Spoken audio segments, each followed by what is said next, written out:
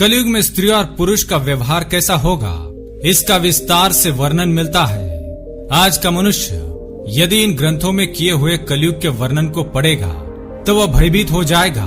कलयुग का जो वर्णन भगवान श्री कृष्ण ने हजारों वर्षों पहले किया है, यदि आज के समय में देखेंगे तो एक एक शब्द सच साबित हो रहा है। जैसा कलयुग के बारे में कहा गया है वह पूरा का पूरा सच है। स्त्रियों के विषय में जो भी बातें कही गई है उनका एक एक शब्द सच होता दिखाई दे रहा है। आज हम आपको भगवान श्री कृष्ण द्वारा वर्णित कलयुग के बारे में बताने जा रहे हैं। गरुड़ जी द्वारा पूछे जाने पर भगवान श्री कृष्ण ने उन्हें कलयुग की भयावहता का वर्णन किया है। श्री कृष्ण कहते हैं सतयुग, त्रेतायुग, द्वापर युग और कलयुग, ये 4 युग है। इन चारों युगों में कलयुग सबसे छोटा और सबसे भयंकर है। कलयुग ही सबसे दुखदायक है। कलयुग में पाप जब उसके अंतिम चरम पर होगा, धर्म का संपूर्ण नाश हो जाएगा, तभी भयंकर प्रलय से इस सृष्टि का विनाश होगा।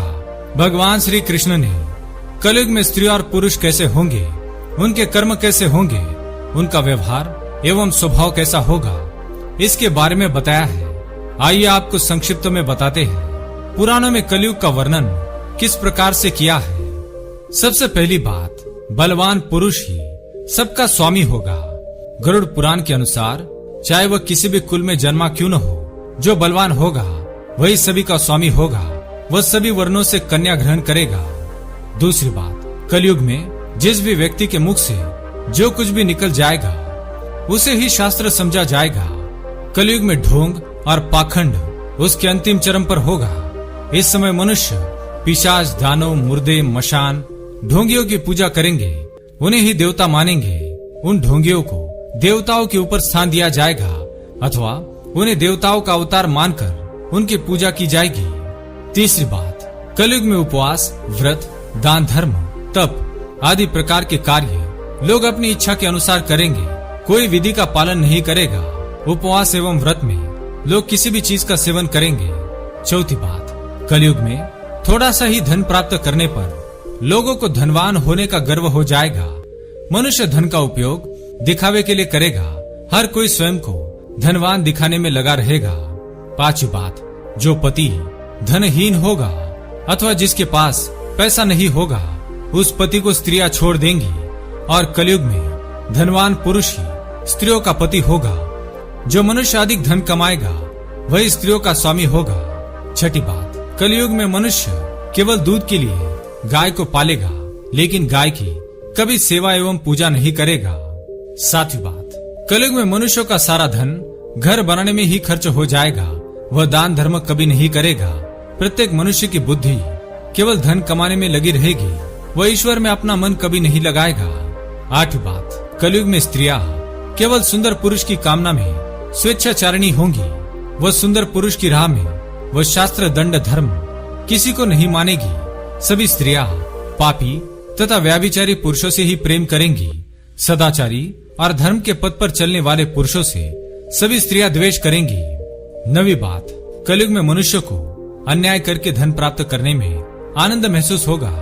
उन्हें दूसरों को दान करने में अथवा दूसरों को भोजन करने में सुख की अनुभूति नहीं मिलेगी। 10वीं बात, कलयुग में मनुष्य एक एक दमड़ी के लिए स्वार्थ करेंगे, किसी को एक दमड़ी की भी सहायता नहीं करेंगे। 11वीं बात, कलयुग में लोग बिना स्नान किए भोजन करेंगे। अग्नि देवता एवं अतिथियों का पूजन नहीं करेंगे। कलयुग की स्त्रियां विषयालोलुप, छोटे शरीर वाली, ज्यादा भोजन करने वाली, कम संतान उत्पन्न करने वाली और मंद भाग्या होगी। वे दोनों हाथों से अपने सिर को खुजलाते हुए गुरुजनों एवं पति का अपमान करेगी। कलयुग की महिलाएं अपना ही पेट पालने में तत्पर तथा गंदा रहने वाली, कड़वी वाणी बोलने वाली और झूठ बोलने वाली होगी। कलयुग की स्त्रियां दुराचारी पुरुषों की इच्छा रखने वाली और पराये पुरुषों के साथ स्वच्छंद होकर विहार करेंगी। कलयुग में योग, तपस्या और सात्विक भोजन के अभाव से लोग छोटी आयु में ही मृत्यु को प्राप्त करेंगे। कलयुग का अंत समय निकट आने पर महिलाएं 7-8 वर्ष की आयु में ही गर्भवती बनेगी और 12 वर्ष की आयु में ही उनके बाल पक जाएंगे। कोई भी मनुष्य 20 वर्ष से अधिक जीवित नहीं बच पाएगा। जब अल्पवृष्टि होने लगे सभी खेत अनाज उत्पन्न नहीं कर पाएंगे सूर्य अधिक तप्त और उष्ण होंगे, सभी फल रस से रहित होंगे और हर तरफ केवल शमी के पेड़ ही दिखाई देंगे, तो समझ लेना चाहिए कि अब कलयुग का अंत निकट आ चुका है। तो दोस्तों, इस प्रकार से हमारे पुराणों में कलयुग का वर्णन किया है। क्या आपको लगता है आज के समय में बिल्कुल ऐसा ही हो रहा है?